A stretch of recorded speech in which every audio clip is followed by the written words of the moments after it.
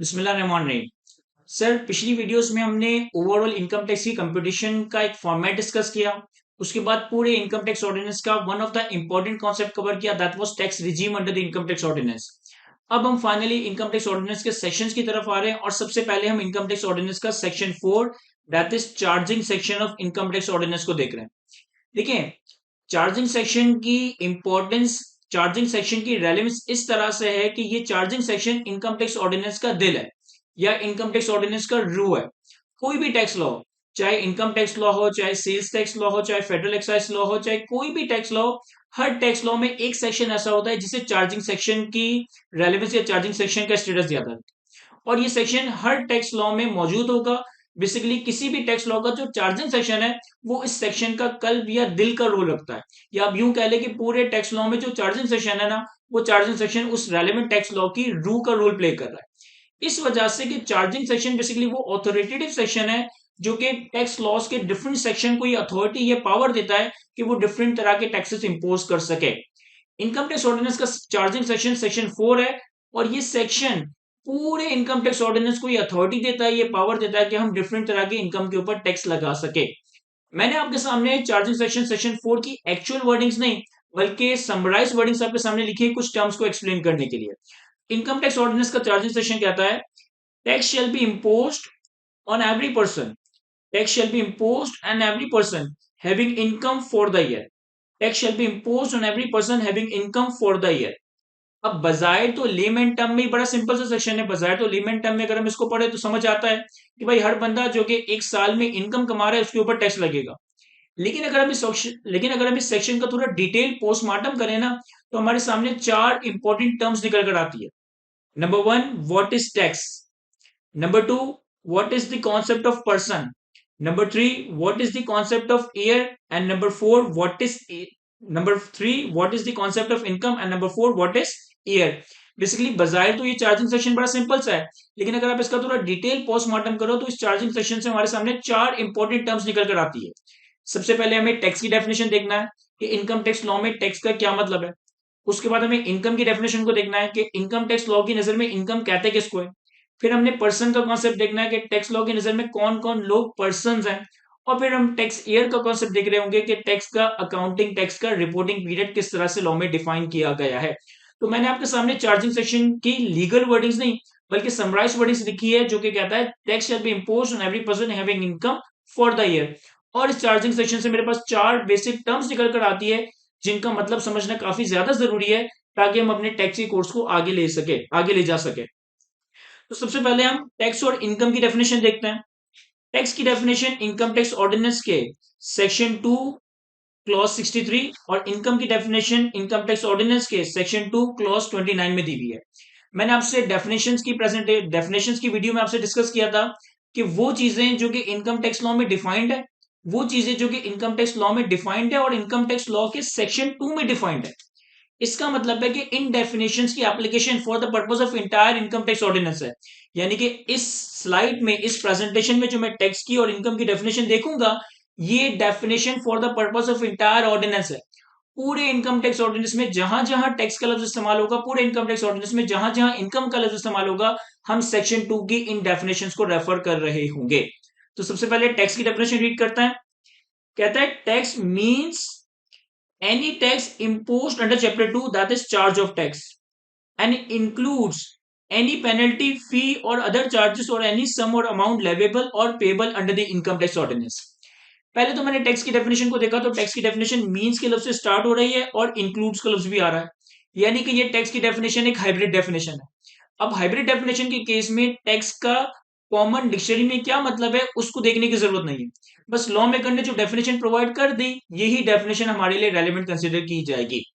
कहता है tax means any tax imposed under chapter 2, that is charge of tax. Income tax ordinance का chapter 2 है जो कि बेसिकली डिफरेंट तरह की इनकम के ऊपर टैक्स चार्ज करवाने की बात करता है।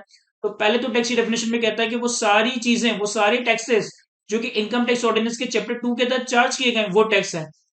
फिर टैक्स की डेफिनेशन के सेकंड पार्ट में कहता है and includes any penalty, fee और अदर चार्जेस और एनी सम और अमाउंट लेवेबल और payable under the ordinance. Tax के अलावा कोई भी पेनल्टी, कोई भी डिफॉल्टर चार्ज, कोई भी फी, कोई भी अदर चार्ज जो कि इनकम टैक्स ऑर्डिनेंस के डिफरेंट सेक्शंस के तहत चार्ज किया जाएगा, वो सारी चीजें भी इनकम टैक्स लॉ में टैक्स ही कंसिडर की जाएगी। अगर इनकम टैक्स ऑर्डिनेंस में कोई पीनल प्रोविजन है, कोई पेनल्टी के सेक्शंस हैं, कोई डिफॉल्ट सरचार्ज के सेक्शंस हैं, कोई फी है, कोई पेनल्टी है, ये सारी चीजें इनकम टैक्स लॉ में टैक्स की ही अहमियत रखती है। देखिए इसके पीछे एक लीगल इंटरप्रिटेशन या एक लीगल रीजनिंग है। हम एक सेक्शन आने वाले वक्तों में कवर करेंगे, that is called recovery of tax. Recovery of tax के सेक्शन में ये लिखा है कि अगर आपका टैक्स लॉ के तहत कोई टैक्स बनता है और वो आप गवर्नमेंट को पे ना करो, तो गवर्नमेंट के पास अथॉरिटी के गवर्नमेंट डिफरेंट मेथड्स को यूज करते हुए वो टैक्स आपसे रिकवर कर सकती है। फॉर एग्जाम्पल वो आपका बैंक अकाउंट सीज कर सकती है, फॉर एग्जाम्पल वो आपकी प्रॉपर्टी को अटैच कर सकती है, यानी कि गवर्नमेंट के पास डिफरेंट तरह की अथॉरिटी है अपने टैक्स को रिकवर करने के लिए। अब सेक्शन 2 ने टैक्स की डेफिनेशन में टैक्स को रखा और इनकम टैक्स ऑर्डिनेंस के तहत लगाई जाने वाली पेनल्टी, फाइन, डिफॉल्ट सरचार्ज को भी शामिल कर दिया। यानी गवर्नमेंट ऑफ पाकिस्तान के पास टैक्स को रिकवर करने के लिए जो अथॉरिटीज हैं, वही अथॉरिटीज गवर्नमेंट डिफरेंट तरह के फाइन, पेनल्टी और डिफॉल्ट सरचार्ज को रिकवर करने के लिए भी एक्सरसाइज कर सकती है, क्योंकि fine, penalty, other default surcharge वगैरह को भी हमने टैक्स की डेफिनेशन का पार्ट बना दिया है। तो टैक्स की ओवरऑल डेफिनेशन, पहले तो इनकम टैक्स ऑर्डिनेंस के चैप्टर 2 के तहत जो टैक्स चार्ज हुआ वो टैक्स है। इसके अलावा इनकम टैक्स ऑर्डिनेंस के डिफरेंट सेक्शन में जो पेनल्टी, डिफॉल्ट चार्ज, फी, फाइन वगैरह चार्ज किया जाएगा, उन सारी चीजों को टैक्स की डेफिनेशन का पार्ट बनाया गया। इसके बाद हमारे पास एक और इंपॉर्टेंट डेफिनेशन है इनकम। इनकम बड़ी इंपॉर्टेंट डेफिनेशन है लीगली। रीजन बीइंग कि इनकम टैक्स ऑर्डिनेंस अप्लाई ही इनकम के ऊपर होता है। इनकम का क्या मतलब है, इनकम में क्या चीजें शामिल है, क्या चीजें शामिल नहीं है, ये समझना बड़ा ही जरूरी है, तो फिर हम अपने इनकम टैक्स लॉ को आगे लेके जा सकेंगे। कहता है income includes any amount chargeable to tax under the income tax ordinance, any amount chargeable to tax under the income tax ordinance, वो सारी अमाउंट जिसके ऊपर इनकम टैक्स ऑर्डिनेंस के तहत टैक्स चार्ज हुआ, वो सारी अमाउंट जिसके तहत इनकम टैक्स ऑर्डिनेंस के तहत टैक्स चार्ज हुआ, वो सारी अमाउंट इनकम है। Any amount subject to collection or deduction of tax under the provision of income tax ordinance, any amount subject to collection or deduction of tax under the provision of income tax ordinance, income tax ordinance के different sections के तहत different तरह की income के ऊपर, different तरह की amounts के ऊपर विदहोल्डिंग टैक्स की कलेक्टिबिलिटी या डिडक्टिबिलिटी स्टैब्लिश की गई है। फॉर एग्जांपल कि जब एक पर्सन गुड सेल करता है तो बायर को रिस्पॉन्सिबिलिटी बनाई गई है कि पेमेंट करते वक्त टैक्स विदहोल्ड करे। जब एक कंपनी डिविडेंड पे करती है तो कंपनी की जिम्मेदारी है कि डिविडेंड की अमाउंट से टैक्स विदहोल्ड करे। जब एक एम्प्लॉयर सैलरी पे करता है तो सैलरी के अमाउंट से टैक्स विदहोल्ड करता है। यानी कि इनकम टैक्स ऑर्डिनेंस में बहुत सारे सेक्शंस हैं जो कि डिफरेंट पेमेंट या डिफरेंट अमाउंट के ऊपर टैक्स की विदहोल्डिंग, टैक्स की कलेक्शन या रिडक्शन की बात करते हैं। तो इनकम में इन्होंने ये चीज भी शामिल की कि वो सारी अमाउंट जिसपे इनकम टैक्स ऑर्डिनेंस के डिफरेंट प्रोविजंस के तहत विदहोल्डिंग करनी है, इनकम टैक्स ऑर्डिनेंस के डिफरेंट प्रोविजंस के तहत विदहोल्डिंग टैक्स कलेक्ट या डिडक्ट करना है, वो सारी अमाउंट्स भी इनकम कंसिडर की जाएगी। Number 3, any amount treated as income under the provision of income tax ordinance, any amount treated as income under the provision of income tax ordinance, अगर law maker income tax ordinance में किसी भी amount को income assume करवा देता है, अगर law maker income tax ordinance में किसी भी अमाउंट को इनकम ट्रीट करवा देता है, तो अब ये अमाउंट भी इनकम कंसिडर की जाएगी। फॉर एग्जाम्पल एक सेक्शन हम सबने सुना होगा, that is called turnover tax, minimum tax, कि आपके टर्नओवर के ऊपर भी एक टैक्स लग रहा होता है, आपके सेल्स के ऊपर, आपके रेवेन्यू के ऊपर भी एक टैक्स लग रहा होता है। अब यहाँ पे बहुत सारे लोग ये आर्ग्यूमेंट कर सकते हैं कि सर टर्नओवर तो हमारी इनकम ही नहीं है, हमारी इनकम तो टर्नओवर में से एक्सपेंसेस माइनस करने के बाद आएगी, तो टर्नओवर पे क्यों टर्नओवर टैक्स लगाया जा रहा है, क्यों मिनिमम टैक्स लगाया जा रहा है। बेसिकली टर्नओवर टैक्स के सेक्शन में लॉ मेकर ने टर्नओवर को इनकम अज्यूम करवा दिया। बेसिकली लॉ मेकर ने टर्नओवर के सेक्शन में इनकम टैक्स में टर्नओवर को इनकम की डेफिनेशन या इनकम अज्यूम करवा दिया गया। इसी तरीके से आपके टैक्स लॉ में बोनस शेयर्स पे टैक्सेशन हो सकती है कि भाई जब एक कंपनी बोनस डिविडेंड डिक्लेयर करे तो बोनस शेयर्स के ऊपर टैक्सेशन हो सकती है। अब प्रैक्टिकली या रियल लाइफ में तो बोनस डिविडेंड का मिलना या बोनस शेयर्स का मिलना अकाउंट्स में कोई इनकम नहीं है। अगर एक आपने किसी कंपनी के शेयर्स बाय किए हुए और वो इन्वेस्टिंग कंपनी बोनस डिविडेंड दे दे तो हमारी कोई इनकम अराइज नहीं होती, हमको इनकम रिकॉर्ड नहीं करते। लेकिन अगर लॉ मेकर बोनस शेयर्स को भी इनकम की डेफिनेशन या इनकम अज्यूम करवा दे तो टैक्स लॉ की नजर में बोनस शेयर भी इनकम कंसिडर किया जाएगा। तो लॉ मेकर ने अपने पास एक लिबर्टी रखी है कि मैं किसी भी अमाउंट को इनकम अज्यूम करवा दूं, इनकम ट्रीट करवा दूं, तो वो भी मेरी नजर में इनकम कंसिडर होगा। And any loss of income, any loss of income. अब एनी लॉस ऑफ इनकम का क्या मतलब है? देखिए फॉर एग्जाम्पल कि मेरे पास एक प्रॉपर्टी है, इस प्रॉपर्टी का फेयर मार्केट रेंट है 1 लाख रुपए, इस प्रॉपर्टी का फेयर मार्केट रेंट है 1 लाख रुपए। और मैंने वो प्रॉपर्टी अपने किसी रिलेटिव को, अपने किसी फैमिली मेंबर को, अपने किसी फ्रेंड को 80,000 पे रेंट पे दे दी। मेरे पास एक प्रॉपर्टी है जिसका फेयर मार्केट रेंट है 1 लाख, मैंने वो प्रॉपर्टी 80,000 में अपने किसी जानने वाले को रेंट पे दे दी, तो 20,000 रुपए की इनकम मैंने लूज की।